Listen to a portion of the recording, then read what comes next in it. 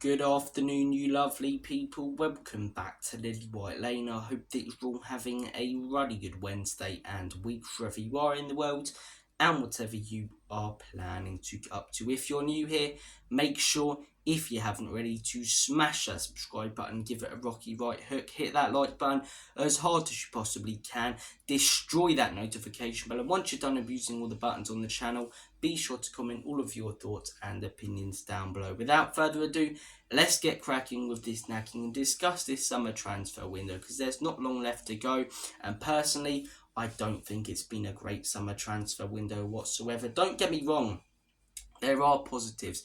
The investment in youth, Archie Gray, Lucas Bergvall, these sort of players are exciting. As I say, the Korean guy who's joining us next January, Voskovic, who obviously we brought in last summer, but you know, the change in going for youth, which we haven't done for years, is exciting, and it's good to see. It is good to see building for the future, and we've got some very, very young, talented players coming through. I think Dominic Solanke is a very, very good signing. We needed a striker. We've got one now. He's clinical, as I say. He finishes chances when he gets them. He knows how to put the ball in the back of the onion bag, and he scored 19 goals for a mid-table Bournemouth side last season. Surely he'll get more when he's getting better service at Tottenham Hotspur. We've gotten rid of some of the deadwood at the football club. Oliver Skipp, no disrespect to the guy Spurs through and through, he is one of our own, came through the academy, but he was never going to make it at Spurs. You've got to be brutal in top level sport, and when you're one of the big clubs, or regarded as one of the big clubs in the Premier League, and we have been there. Same as with other players such as Emerson Royale, but there are still some huge negatives, and I came into this summer saying I'm very happy for us to go for youth and I want the deadwood cleared out, but the most important thing for me is that Spurs go out there and sign 3 or 4, some people were saying two right now I'd take, but 3 or 4 proven and quality players who are going to come straight into the first team and make an impact. Have we done that? Have we, my bollocks?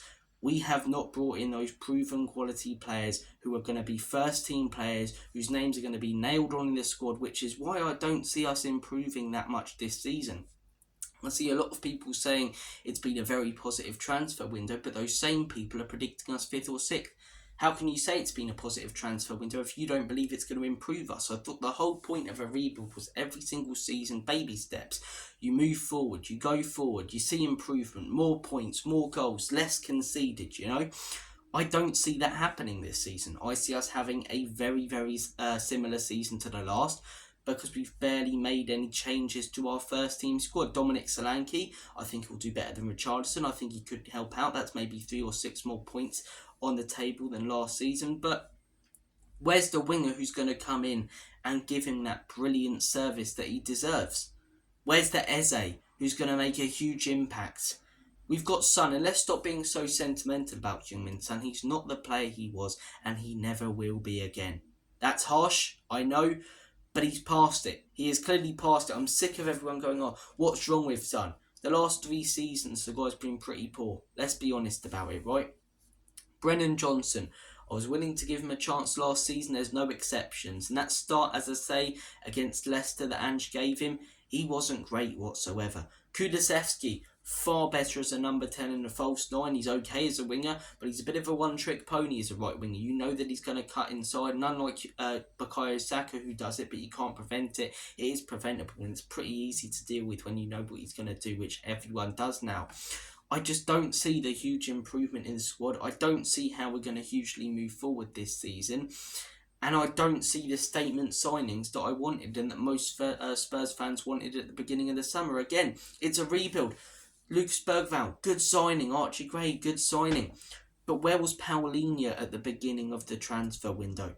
The proven number 6 and 8, because we were lacking one last season, who's going to come in and make an impact. Where's the Eze or the Chiesa, the proven quality winger at the top level, who's going to come in, make an impact, score goals and improve us? You know?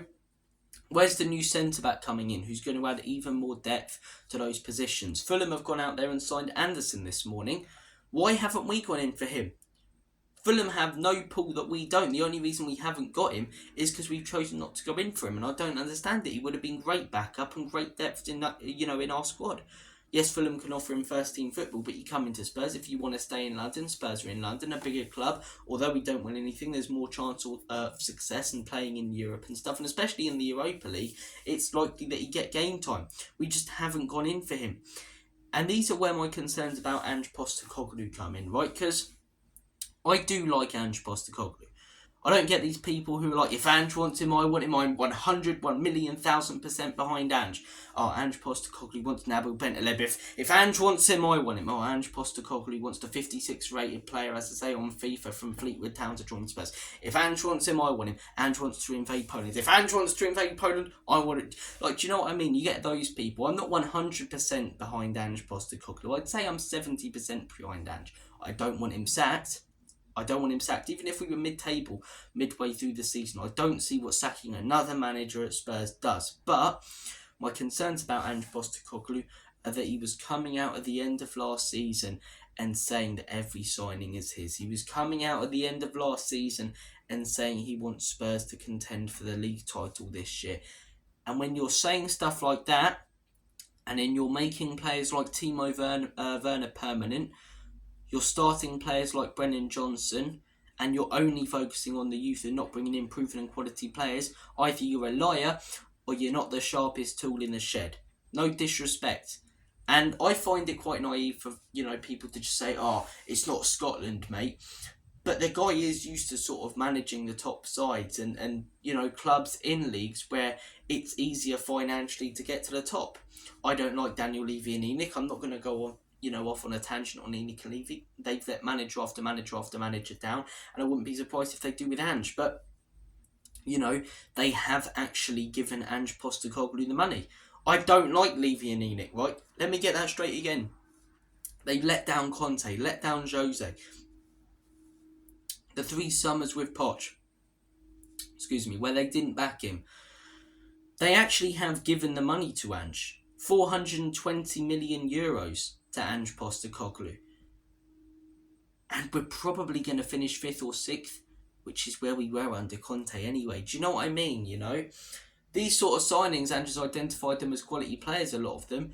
If he was managing a club like a Celtic, a Yokohama in Japan, like he has done before, these signings would look like the best players in the world. But maybe it's the upgrade of having to go for bigger and better players when you're at a bigger club that's got him a little bit. I just think with Ange Postecoglou, as I say, I do like him. I think he speaks very well, and for a first season, 5th wasn't bad whatsoever. We played some scintillating football at times, but we also played some very rigid, predictable and boring and stupid football at times, Playing a high line down to 9-0 against Chelsea. When you look back on that, that was completely and utterly thick.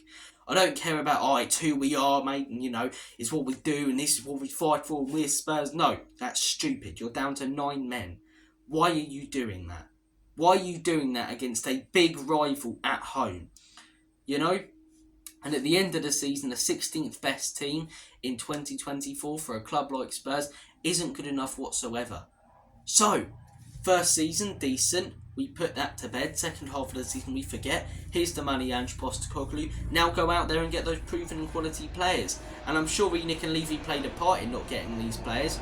But having said that, what the bloody hell's going on over there? That plane sounds like it's flying a bit low, doesn't it? But, sorry, I've gone off on one. But, I'm sure ENIC and Levy have a part to play in not signing these top players. But when you've got the money, apart from Dominic Solanke, who a lot of people are against, who I quite like, where's the big signing who's going to come in, who's proven at the top level, who's consistent and make an impact in the first team that's going to improve us? That's my issue. My issue is that this season I don't see us having necessarily a terrible season, but I don't see us doing anything better than we did last year.